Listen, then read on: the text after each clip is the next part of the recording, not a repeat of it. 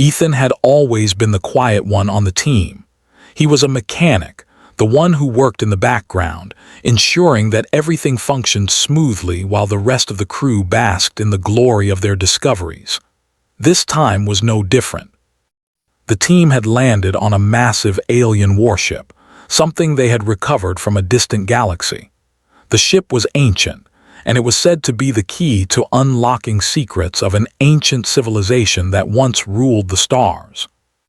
The human race had only recently begun exploring beyond their solar system, but they had already made huge strides. There were rumors of powerful alien artifacts hidden across the galaxy, artifacts that could shift the balance of power between species. For most, this was an exciting time, but for Ethan, it was just another job. He had always been fascinated by machinery, by the way things worked, but he preferred to stay out of the spotlight. It was easier that way. The others on the team, particularly the captain, Scifi, were always in the middle of things. They led the expeditions, made the big decisions, and found the treasures. Ethan, on the other hand, was fine with staying behind, keeping the equipment running and making sure everything was in place. He was good at his job, and that was enough for him. This particular day, however, was different. The team had uncovered something truly extraordinary on the warship, a suit of ancient armor. The armor was beautifully crafted, covered in strange runes and symbols that none of them could decipher. It was clearly designed for someone of great importance, someone who had once been a leader, a warrior. The armor was made of a metal that was unlike anything humanity had ever encountered, and it seemed to glow with an eerie, almost otherworldly light. Ethan had been given the task of polishing the armor. It wasn't a particularly difficult job, but it was time-consuming. The others were busy with other projects, and Ethan had been left to handle the small, seemingly insignificant tasks. He didn't mind. It gave him time to think, to lose himself in the rhythm of his work. He set to work, carefully buffing the surface of the armor. As he did, he couldn't help but feel a strange connection to it. The metal was cold to the touch, but as his hands moved over it, he could almost feel something beneath the surface. It was as though the armor was alive, as if it had a presence of its own. Ethan shook his head, dismissing the thought. He was probably just tired. Long hours on the warship had left him drained. Still, as he polished the intricate designs, he found himself mesmerized by the patterns. The armor seemed to tell a story, though he couldn't understand it. The symbols were unlike anything he had ever seen. They weren't just decorative, they seemed to have a purpose, a meaning that was lost to time. He ran his fingers over one of the runes, tracing its shape as though trying to unlock its secret. Hours passed, and the armor began to shine. Ethan didn't notice the time slipping away. He was lost in his work, in the feeling of being connected to something ancient, something powerful. When he finally stepped back to survey his work, he was surprised to see how beautiful the armor looked.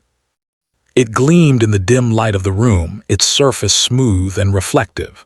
For a moment, Ethan thought he saw something in the reflection, a shadow maybe, or a figure standing behind him. He turned around quickly, but the room was empty. He shook his head, his exhaustion getting the best of him. It was just his imagination. The silence of the ship had a way of playing tricks on him. As he stood there, staring at the armor, he heard the soft sound of footsteps behind him. He turned again, this time not startled but curious. Standing in the doorway was Scifi, the captain of their team. Scifi was a striking woman, tall, with sharp features and piercing eyes that seemed to see right through him. She was a warrior, a leader, someone who commanded respect without even having to say a word. Ethan had always admired her from afar, but he had never really spoken to her. She was always so focused, so serious, but today there was something different in her expression. She stepped into the room, her eyes immediately locking onto the armor. Ethan felt a sudden sense of unease. There was something about the way she looked at it that made him feel as though he had done something wrong. "Well," Seraphine said, her voice low and commanding, "you've done a good job." Ethan was taken aback. "Thank you, Captain. I didn't know it would turn out like this." She stepped closer to the armor, her fingers grazing the surface of the metal. For a moment, Ethan watched her, unsure of what to say. She seemed lost in thought, her face serious as she examined the armor. Then, without warning, she turned to him, her eyes narrowing. "Do you even know what that means?" she asked, her tone not quite accusatory but sharp enough to make Ethan feel like he had done something wrong. Ethan blinked, completely caught off guard. I'm sorry." Seraphine's gaze softened, but the intensity in her eyes didn't fade. "That armor," she said slowly, "is not just any piece of ancient technology, it's something much more powerful. It holds the key to a civilization long lost to time, and you've just touched it, you've awakened it." Ethan's heart skipped a beat. "What do you mean?" "I was just polishing it, I didn't mean any harm." Seraphine studied him for a moment as if weighing his words. "I know you didn't mean any harm," she said finally, "but the armor, it's not just an artifact. It's a living thing connected to the very heart of this warship. And now it's reacting to you." Ethan felt a chill run down his spine. He hadn't thought about the armor like that. To him, it was just a piece of old machinery, something he could clean and restore. But Seraphine was saying it was alive, that it held some sort of power. "What do you mean by reacting to me?" Ethan asked, his voice barely above a whisper. Seraphine didn't answer immediately. Instead, she stepped closer to the armor, running her hand over the metal. Ethan watched, transfixed, as she seemed to communicate with it, her fingers tracing the runes and symbols in a way that felt almost reverent. "It's choosing you," Seraphine said finally, her voice low. "The armor chooses its wearer, and it has chosen you." Ethan felt his breath catch in his throat. "Me, but I'm just a mechanic, I'm not." "You're more than that," Seraphine interrupted. "You're here because you have a role to play, we all do, but you've awakened something in the armor, something that none of us could. And now it's connected to you." The weight of her words hung in the air. Ethan felt as though the room was closing in on him. He had never asked for any of this. He didn't want to be the center of attention, didn't want to be chosen for anything. But the more he thought about it, the more he realized that Seraphine was right. The armor had reacted to him. It had responded to his touch in a way it never had before. And now, he didn't know what to do. Seraphine seemed to sense his uncertainty. "Don't worry," she said, her voice softening. "We'll figure this out together, but you need to understand something. The power in that armor is not to be taken lightly. It could change everything." Ethan nodded slowly, still trying to process what was happening. He had only meant to polish the armor, but now it seemed like he had awakened something much bigger than he could have ever imagined. Seraphine gave him one last look before turning to leave. "Think about what I've said, Ethan. The choice is yours." As she walked away, Ethan stood there, staring at the armor.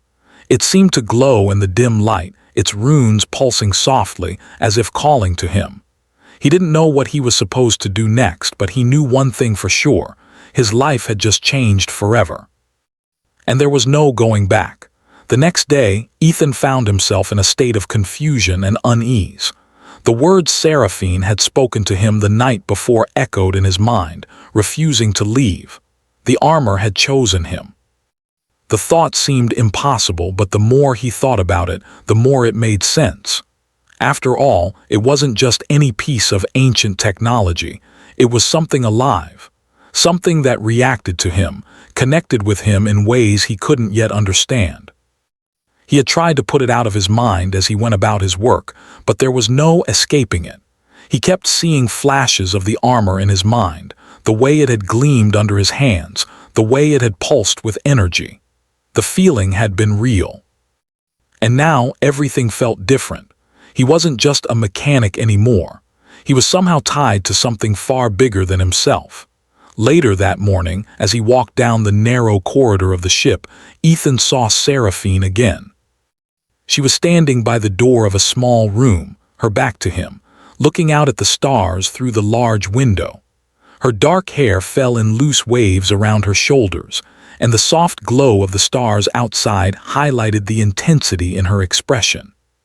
For a moment, Ethan hesitated. He wasn't sure what to say. He didn't even know what to think about what had happened. But she turned when she heard his footsteps, and for the first time, he saw something different in her eyes, curiosity, maybe, or something like concern. "You've been thinking about what I said, haven't you?" she asked, her voice quiet but firm. Ethan nodded, his hands clenching at his sides. "I don't understand," he admitted. "I was just polishing the armor. How could it? Choose me." Seraphine stepped aside and gestured for him to enter the room. He hesitated, unsure whether he should follow her. But something about her presence, something in the way she spoke, made him feel like he had no other choice. He walked inside, and the door slid shut behind him with a soft hiss. The room was dimly lit, and it looked like a control room of sorts. There were strange panels on the walls, some with blinking lights, others with symbols that made no sense to him. In the center of the room, a table sat with a holographic map of the ship floating above it. Seraphine walked to the table and gestured for him to come closer. "I'm going to show you something," she said. "Something that will help you understand." Ethan followed her, still unsure of what was happening. He looked at the map but didn't recognize most of the symbols. "What is this?" he asked. "It's the ship's core," she said, her fingers brushing over the map as the hologram shifted to show a deep, hidden part of the warship, far beneath them. "The armor you touched is linked to this core. It's part of a larger system, a network that connects the ship's technology with something far older, something we're only beginning to understand." Ethan looked at her, confused. "What does that have to do with me?" Seraphine took a deep breath, her expression serious. "The armor is more than just a weapon, it's a key. It opens the door to a power that the previous civilization, the one that built this ship, left behind. But it doesn't just give that power to anyone. The armor chooses its wearer. It's not something you can control. It controls you." Ethan felt his stomach tighten at her words.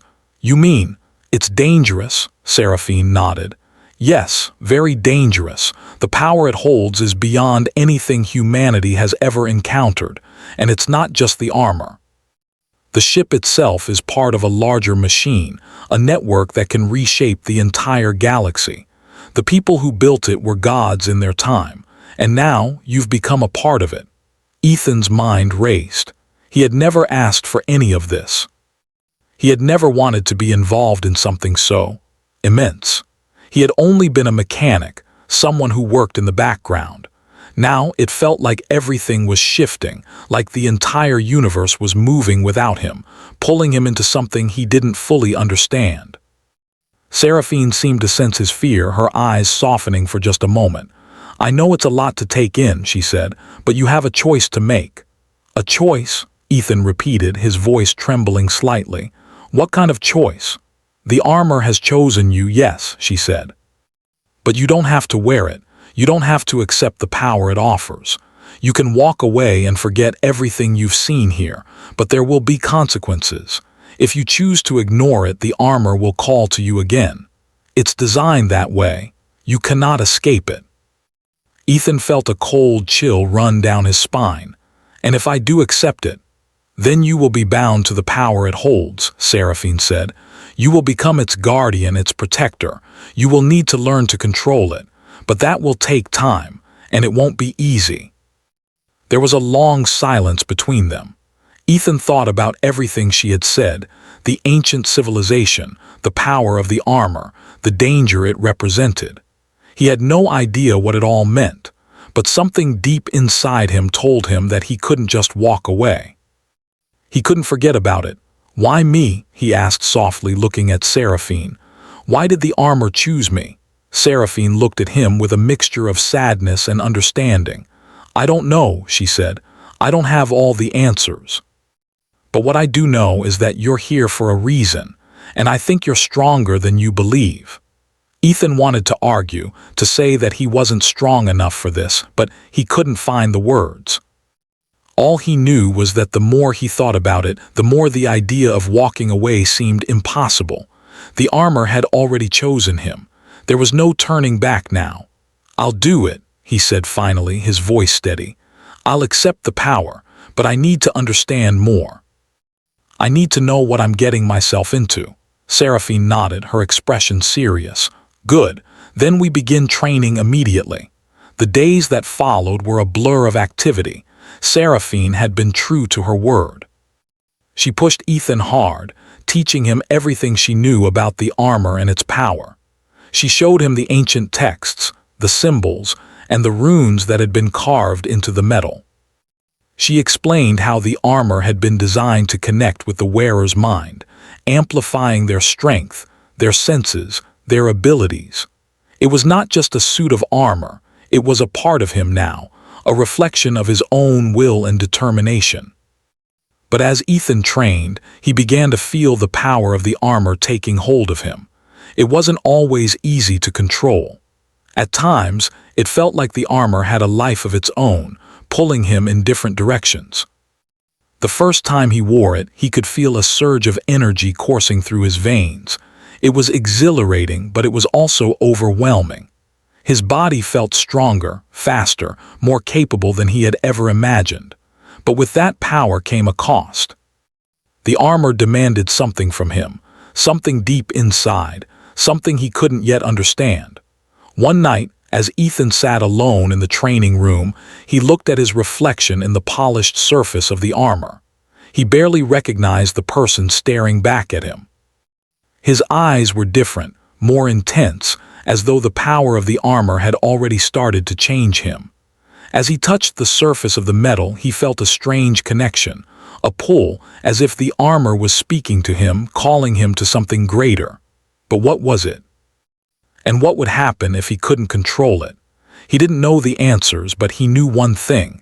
He was no longer the same person who had polished the armor just a few days ago. He was something else now.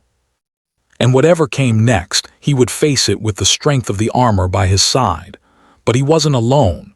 Seraphine had become his guide, his mentor, and together they would face whatever challenges lay ahead, because they both knew that this was just the beginning.